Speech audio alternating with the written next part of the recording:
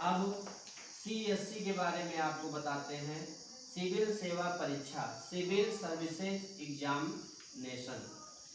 तो यह जो एग्जाम होता है इसको हमने बताया कि यूपीएससी आयोजित करता है। यूपीएससी के बारे में आपको बता दिए, इसका फुल फॉर्म बता दिए। संघ लोक सेवा आयोग इसका फुल फॉर्म है। संविधान के भाग 14 में, संविधान के भाग 14 में आर्टिकल 315 से 323 में, 315 से 323 में इसका उल्लेख किया गया है। आपको बता दिए यहाँ पे एक अध्यक्ष, 10 सदस्य होते हैं, 65 वर्ष या 6 वर्ष, दोनों में से जो पहले होगा वही उन सदस्यों और अध्यक्षों का, अध्यक्ष का कार्यकाल होगा। आगे इस संस्था के बारे में आपको हम विस्तार से बता दिए हैं। यहाँ से और जब हम आगे पढ़ेंगे, इंडियन कॉन्स्टिट्यूशन जब पढ़ेंगे, भारतीय संविधान पढ़ेंगे, इंडियन पॉलिटिकल सिस्टम पढ़ेंगे, भारतीय राजनीतिक व्यवस्था पढ़ेंगे, वहाँ पे आपको और डिटेल में और डीप में लेकर चले जाएंगे। अगला, अब हम बात कर रहे हैं CSC के बारे में, सिविल सर्विसेज एग्जामिनेशन के बारे में। जैसा कि आप जानते हैं कि यह एग्जाम प्रत्येक वर्ष होता है, प्रत्येक वर्ष होता है। इस एग्जाम को आयोजित कौन करता है? संघ लोक सेवा आयोग इसको आयोजित करता है। इस एग्जाम के लिए 32 वर्ष उम्र सीमा जो है वह 32 वर्ष से अधिक नहीं होनी चाहिए। तो आप जैसा कि जानते हैं कि भारत में आरक्षण की व्यवस्था है, तो मैं जो भी यहाँ पर डिस्कस करूंगा वह सामान्य वर्ग के लिए डिस्कस करूंगा, सामान्य वर्ग के लिए, जनरल कैटेगरी के लिए। 32 वर्ष आपकी उम्र, इससे अधिक नहीं होनी चाहिए। 32 उम्र के साथ साथ आपको 6 अवसर मिलेंगे, 6 अवसर मिलेंगे। 6 बार आप परीक्षा में बैठ सकते हैं और आपकी उम्र 32 वर्ष से अधिक नहीं होनी चाहिए।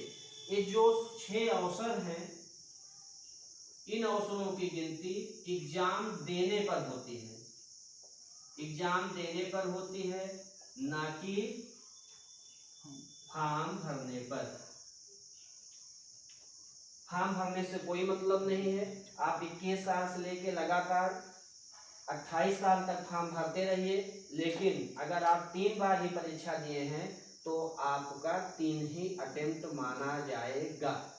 तो सिविल सर्विसेज एग्जामिनेशन संघ लोक सेवा आयोग द्वारा आयोजित एक परीक्षा है। इसी परीक्षा के तहत IAS, IPS, IRS, IRTS अन्य अनेक प्रकार की केंद्रीय सेवाएं आयोजित की जाती हैं। जो इसकी प्रत्येक वर्ष परीक्षा होती है, तो इसका जो परीक्षा का प्रारूप है, तो उस प्रारूप को देखते हैं। परीक्षा का प्रारूप क्या है? तो इसका परीक्षा का जो प्रारूप है उसमें प्री, मेंस और साक्षात्कार, जिसको कहते हैं इंटरव्यू। प्रिलिमिनरी एग्जामिनेशन इसको कहते हैं प्रारंभिक परीक्षा। मेंस एग्जामिनेशन इसको कहते हैं मुख्य परीक्षा। साक्षात्कार इंटरव्यू।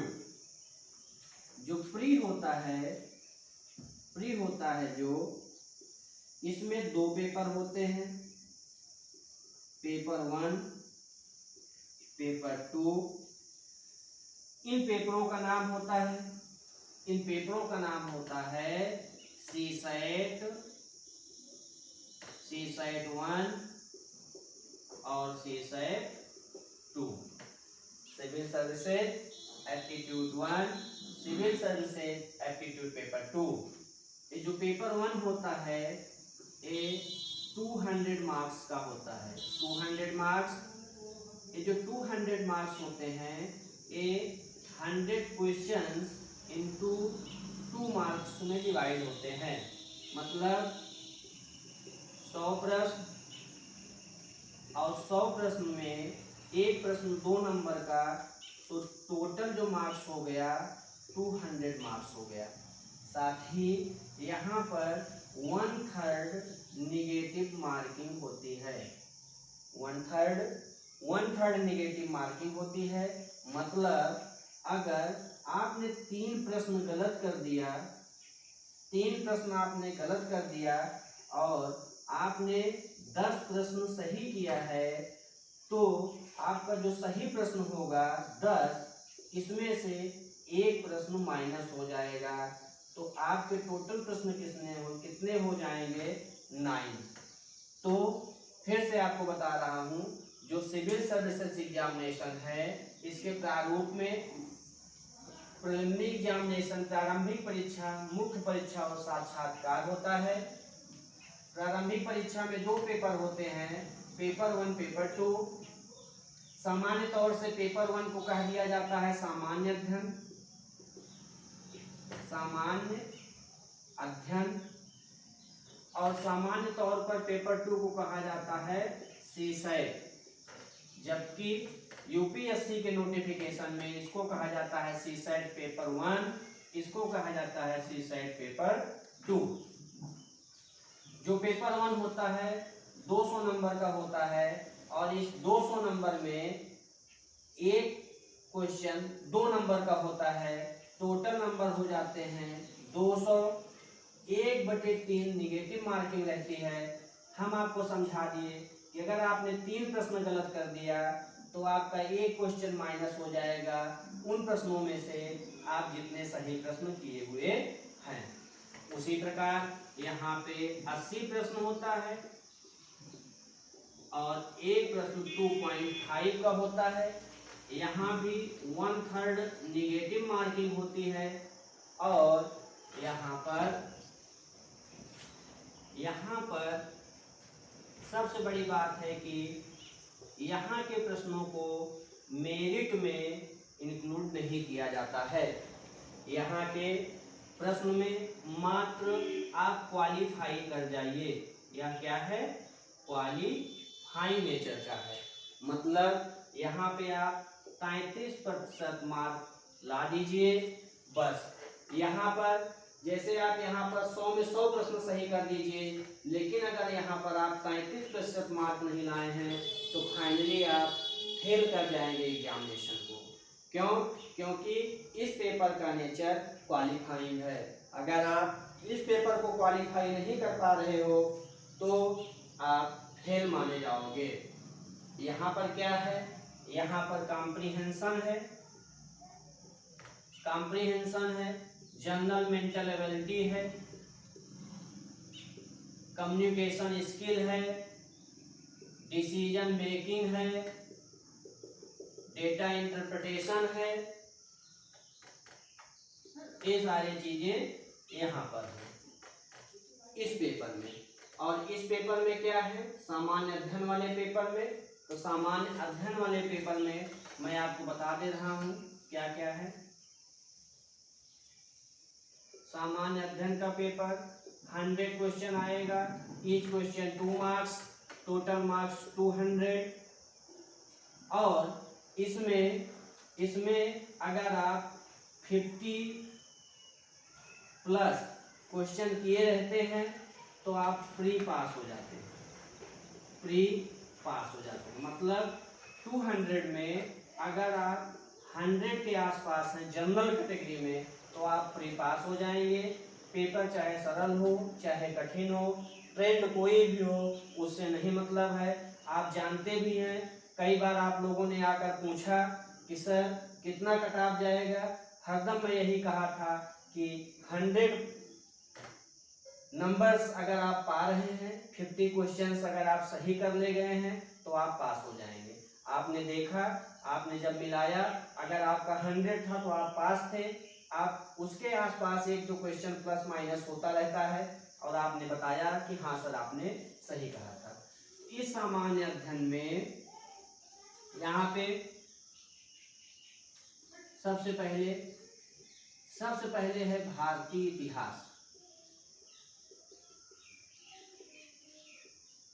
भारतीय इतिहास। उसके बाद भारत का भूगोल,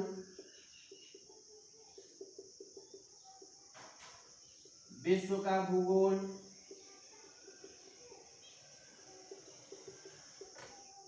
उसके बाद इंटरनेशनल रिलेशन, अंतर्राष्ट्रीय संबंध, उसके बाद राष्ट्रीय एवं अंतर्राष्ट्रीय समसामयिकी, राष्ट्रीय एवं इंटरनेशनल करेंट अफेयर समसामयिकी,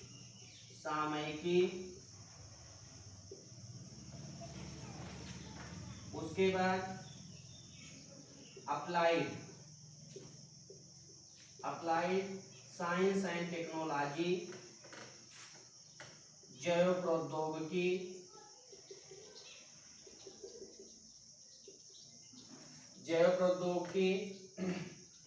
अब इस भारतीय इतिहास में आप जान रहे हैं आर्ट एंड कल्चर, सारी चीजें इसमें आ जाएंगी। प्राचीन, मध्यकालीन, स्वतंत्रता संघर्ष सारा आ जाएगा। भारत के भूगोल में सारा आ जाएगा। विश्व का भूगोल आप जान ही रहे हैं। इंटरनेशनल रिलेशन, जो घटनाएं हैं वो आ जाएंगी। राष्ट्रीय एवं अंतर्राष्ट्रीय समसामयिकी आ जाएगी। अप्लाइड साइंस एंड टेक आ जाएगा और जैव प्रौद्योगिकी और ये भी अप्लाइड आ जाएगा। इसके अलावा यहाँ पे ऊपर लिख दे रहा हूँ पर्यावरण एवं पारिस्थितिकी। इसके अलावा इन्वायरमेंट एंड इकोलॉजी, पर्यावरण एवं पारिस्थितिकी। तो और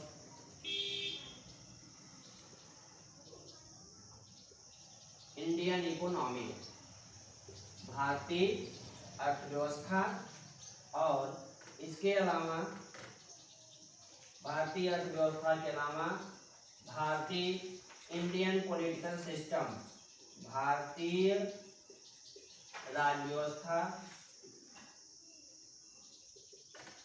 इसी में आपका आएगा भारत का संविधान। तो बेसिकली ये इसका सिलेबस है। वो सिलेबस आपको मिल जाएगा जब फॉर्म आता है, नोटिफिकेशन आता है। सिलेबस वहाँ पे आपको, जहाँ पे आप फॉर्म अप्लाई करेंगे, खुद से करेंगे, साइबर कैफे पर करेंगे, आपको कुछ नहीं करना है। आपको सीधे बोल देना है कि उसका एक नोटिफिकेशन निकाल दें। तो जनरली तौर पर मैं आपको बता दूं, Indian economy, Indian political system, पर्यावरण, पारिस्थितिकी, भारतीय इतिहास, भारत का भूगोल, विश्व का भूगोल, अंतर्राष्ट्रीय संबंध, राष्ट्रीय और अंतर्राष्ट्रीय स्तर की समसामयिक घटना क्रम, अप्लाइड साइंस एंड टेक्नोलॉजी, जैव प्रौद्योगिकी, ये सारी चीजें आपको पढ़ने की जरूरत रहेगी। इसमें से राष्ट्रीय एवं अंतर्राष्ट्रीय स्तर की समसामयिकी, कई बार क्या होता है पूरा का पूरा पेपर इसी पर आधारित रहता है। पता चला भारतीय इतिहास का, भारतीय भूगोल का, भारत के भूगोल का प्रश्न डाला गया, तो उसमें आप जानते हैं कि कूट में प्रश्न आता है, लिखता है निम्नलिखित कथनों पर विचार करें। कथन एक, तो एक चीज डालेगा कि बैंगुला धारा ठंडी है या गर्म, और दूसरा डालेगा करंट का घटनाक्रम, कोई घटनाक्रम डाल देगा, ज्योग्राफी का, करंट का कोई ज्वालामुखी डाल देगा कि हाल ही में ये ज्वालामुखी इस देश में फटी, तो अब वह करंट का प्रश्न माना जाएगा।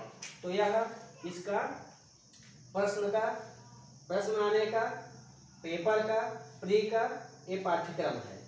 तो हमने आपको बता दिया कि जो सिविल सर्विसेज एग्जामिनेशन होता है, इसका जो परीक्षा का प्रारूप होता है, प्री मेंस इंटरव्यू 3 स्टेप का है। प्री में हमने आपको बता दिया कि क्या क्या चीजें होती हैं, कैसे होती हैं। अब हम मेंस पर आते हैं। प्री एग्जामिनेशन का मेंस, जब हम प्री देते हैं, जब प्री देते हैं तो 12 गुना अभ्यर्थियों को मेंस के लिए बुलाया जाता है। जितनी सीट रहती है, सीट गुणे 12 बराबर मेंस के कैंडिडेट, अभ्यर्थी।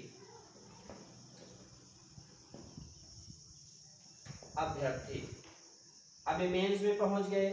तो मेंस में क्या होता है, मेंस में आप गए, आपने फॉर्म भरा, चीजों को किया। अब यहाँ पे इसका प्रारूप देख लेते हैं। मेंस का प्रारूप क्या है? मेंस के प्रारूप में सबसे पहले आपको दो क्वालिफाइंग पेपर, दो पेपर ऐसे होते हैं जो क्वालिफाइंग होते हैं, उनको कहा जाता है भाषा और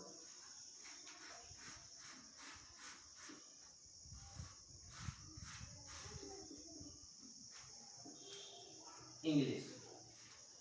भाषा में आदमी अपनी लैंग्वेज, हिंदी भाषी राज्यों के लिए हिंदी और अदर के लिए अदर, और एक पेपर होता है जो इंग्लिश का होता है। यह भाषा और इंग्लिश ये दोनों पेपर कंपलसरी होते हैं और ये 300 नंबर के होते हैं। 300 नंबर, 300 नंबर।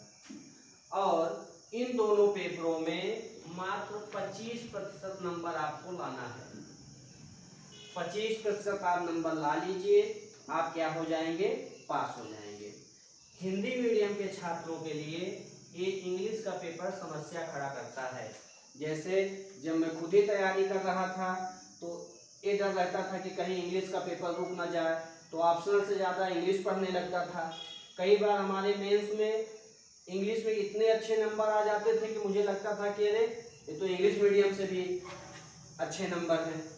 तो इसलिए इन दोनों पेपरों को सबसे पहले जब आप 25% अंक ला के पास कर लेंगे तभी आपकी अन्य पेपरों की कॉपी चेक होती है। अगर इन दोनों में से भाषा में, हिंदी और इंग्लिश में अगर आप फेल कर जाते हैं तो आपकी मेंस की कॉपी चेक नहीं होगी। तो सिविल सर्विसेज एग्जामिनेशन के लिए मेंस में जब आप जाते हैं तो वहाँ पे लैंग्वेज के दो पेपर आपको देने पड़ेंगे। एक, आप जिस क्षेत्र से बिलोंग करते हैं वहाँ पे आपकी जो लैंग्वेज है, जैसे जो हिंदी भाषी क्षेत्र के हैं उनकी लैंग्वेज हिंदी है तो उनको हिंदी का पेपर पास करना पड़ेगा। उसके अलावा एक पेपर इंग्लिश का पास करना पड़ेगा। इसको कंपलसरी पेपर कहते हैं, 300 नंबर के होते हैं और इसमें 25% अंक लाना आवश्यक है।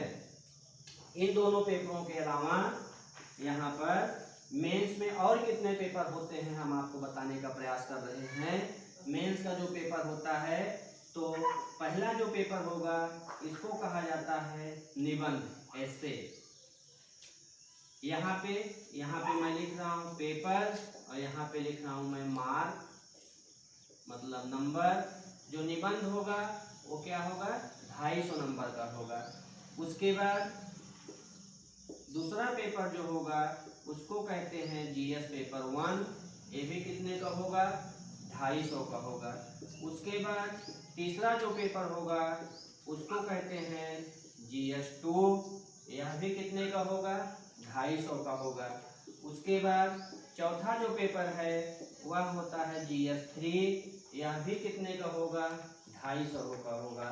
उसके बाद जो पांचवा पेपर आपका होगा उसको कहते हैं जीएस पेपर 4, इसी को कहते हैं एथिक्स इंटीग्रिटी वाला पेपर, यह भी कितने का होगा, 250 का होगा। उसके बाद जो आपका छठा पेपर होगा उसको कहते हैं ऑप्शनल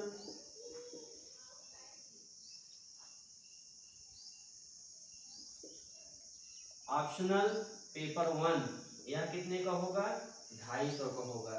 उसके बाद जो सातवां पेपर आपका होगा उसको कहेंगे ऑप्शनल पेपर 2, यह कितने का होगा, 250 का होगा। ये आपके पेपर हैं तो आप इसको जोड़ सकते हैं। ये देखिए 250, 500, फिर 500, फिर 500, तो 5, 500, 5, 1000, 5, 1500 और 1500 में 250 जोड़ेंगे जब तो 1750 आएगा। ये 1750 का पेपर हो गया। अगर इसमें से आप जान ही रहे हैं 50% के आसपास अगर आप रहते हैं तो आप आपके चयन की संभावना लगातार बनी रहती है। फाइनली आप सेलेक्ट हो जाएंगे। कौन सा पद मिलेगा यह तय नहीं है, कई बार पेपर की प्रकृति पर निर्धारित करता है। अभी नहीं कि मैं यहाँ पे 50% लिख दूं तो आप उसको याद कर लें। समय बदलता है, चीजें बदलती हैं, परिस्थितियां बदलती हैं, तो पैटर्न भी बदल जाता है। लेकिन एक ट्रेंड एनालिसिस होता है, वह ट्रेंड एनालिसिस क्या होता है, वह भी परिवर्तित हो जाता है।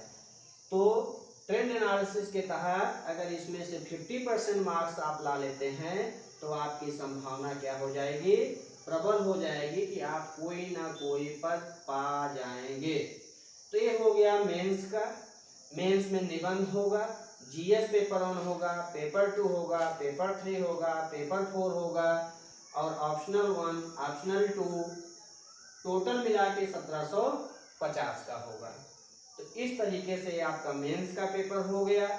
जो आपका सामान्य अध्ययन हमने प्री में बताया था 8-10 पार्ट में, वही सामान्य अध्ययन कुछ यहाँ पर जैसे हिस्ट्री और ज्योग्राफी इसमें है, पॉलिटी और आईआर इसमें है, इकोनॉमिक साइंस टेक और एनवायरमेंट इकोलॉजी पेपर 3 में है, पेपर 4 में आपकी नैतिकता से संबंधित प्रश्न पूछे जाते हैं।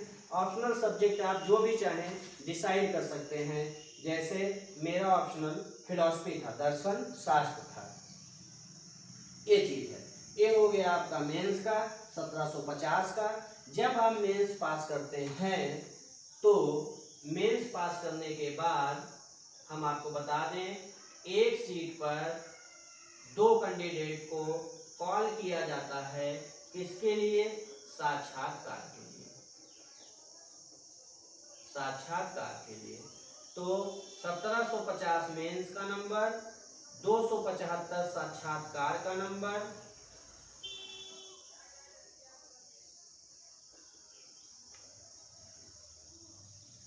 टोटल आपका 2025 नंबर की यह परीक्षा है।